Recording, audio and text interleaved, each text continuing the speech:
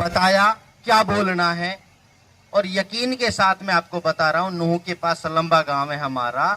2018 से अब 25 चल रहा है। जब भी कोई हमारे यहाँ किसी का परिनिर्वाण होता है, मृत्यु होता है, अंतिम यात्रा जब उठाई जाती है, तो हम जीना मरना सत्य है, सत्य बोलो गत्य है, ऐसा करके हम लेकर जाते हैं और लोग उसको सराहते हैं।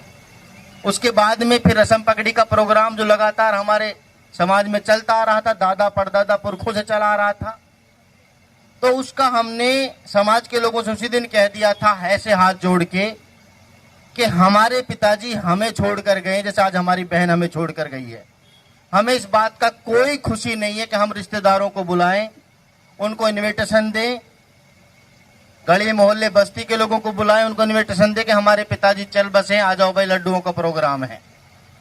हम ये बिल्कुल भी नहीं करेंगे। उसके पीछे भी हमने उनको तथ्य दिए और लोगों ने माना।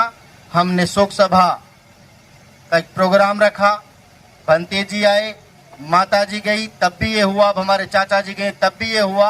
यानी शुरुआत हुई। और शुरुआत कहाँ से हुई? आशा जी के परिवार से ही हमने सीखा। आपको सच बता दें, हमारे पिता तुल्य बुजुर्ग बाबूजी रमेश चंद संगेलिया जी हमारे बीच में बैठे हैं। ये मेवात जैसे इलाके में बामसेब की विचारधारा को लेकर गए थे, फूले अंबेडकर जो विचारधारा उनको लेकर गए थे, और वो आज भी संरक्षक हैं हमारे। उन्हीं की बदौलत जाति तोड़ो समाज जोड़ो का सिलसिला हम नूह में चला रहे हैं और बहुत सारी जाति के लोग इकट्ठा बैठ गए हैं, जुड़ गए हैं। मनुवाद को ब्राह्मणवाद को लात मार चुके हैं, एंट्री तक नहीं है हमारे घरों में।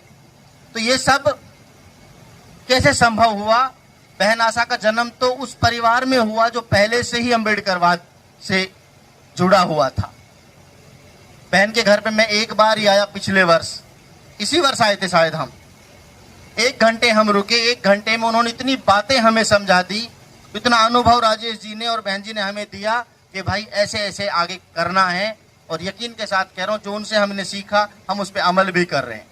मैं आप तमाम मेरी माताएं बहनें जो यहाँ बैठी हैं, समाज के जो बुद्धिजीवी बैठे हैं, उनसे एक अपील करना चाहता हूँ कि अगर आपको लगता है कि ये जो धम्म आपको मिला है, इस पर चलकर हमारे समाज का उत्थान होगा, कठिन हो सकता है मगर होगा, इस कारवां को रुकने ना दिया जाए।